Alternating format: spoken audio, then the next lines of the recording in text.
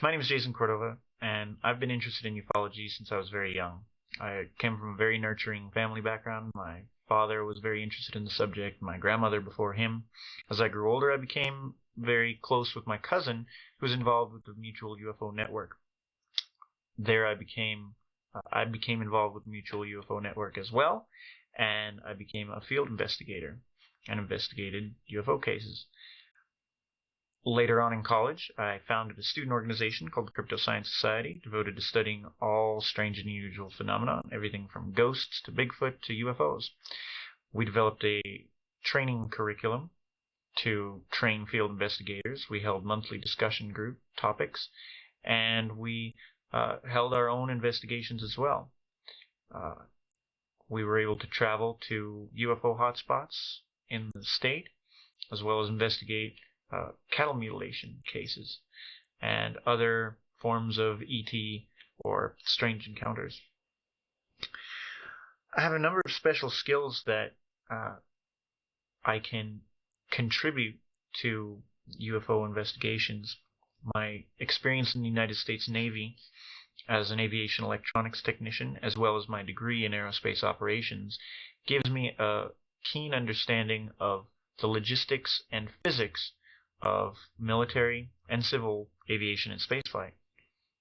I also have an extreme keen interest in astronomy,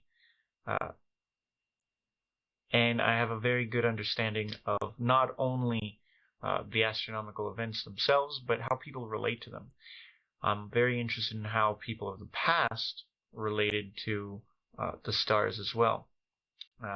And so one of my other passions is archaeoastronomy. What's exciting about UFO research to me is the possibility of solving a mystery that's been with us since the beginning of human history.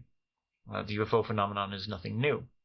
It just seems to be a matter of how people in the past may have labeled it as the activity or the work of angels or fairies or demons even. And today, it's more labeling of UFOs and extraterrestrials. I'm most interested in those aspects, the folklore and historical reports. I think a lot can be gained from looking at those and seeing how maybe things have evolved and changed over the years, whether that be from the human perspective, the observers, or the phenomenon itself. I'm also intrigued with the possibility of developing technology based on observations of these strange objects. They demonstrate characteristics that seem to defy our understanding of physics. If we are able to develop technology based on those observations, there's no end to what we can do as a race. I'm also very interested in abduction and contact cases. I think that it's an aspect of ufology that's often overlooked. A lot of the nuts and bolts crowds kind of shy away from it. But I think it's a key aspect of the phenomenon. You can't ignore it. If we are dealing with some sort of extraterrestrial intelligence, then why not talk to the people who may be encountering them firsthand? The state of ufology today is actually very exciting as well. Countries throughout the world are releasing their UFO investigation files, starting to be taken very seriously. Mass sightings are occurring on a regular basis. Every so months, a group of 20 or more individuals witness something they can't explain. Scientific discoveries that confirm what ufologists have been suspecting for years. We're up to 700 or more confirmed planets orbiting around other stars.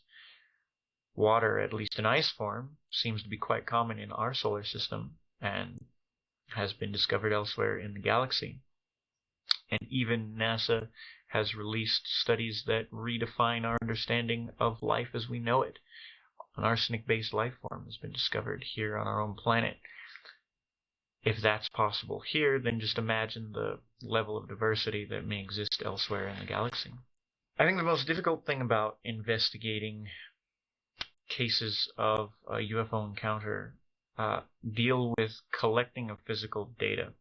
Not that there's a lack of it, but it's a difficulty in getting to the scene quickly and efficiently and collecting that data and getting it analyzed um, properly. Any investigator, whether they're part of a big group or on their own, deals with resources. And unfortunately, this is a field where resources are extremely thin.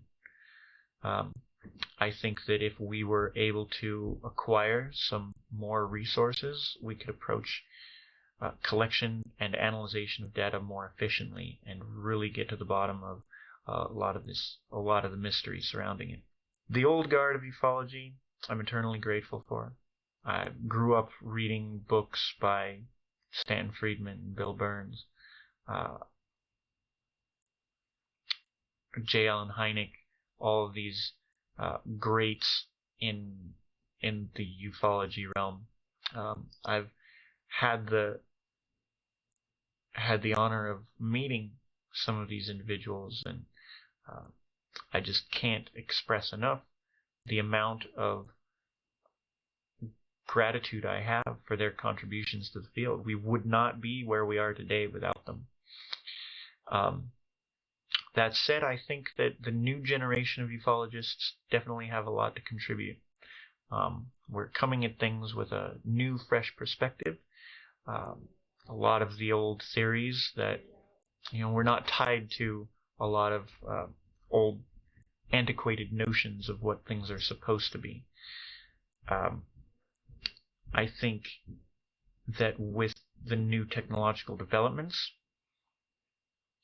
my generation also has the ability or know-how to use that new technology in very efficient and creative ways.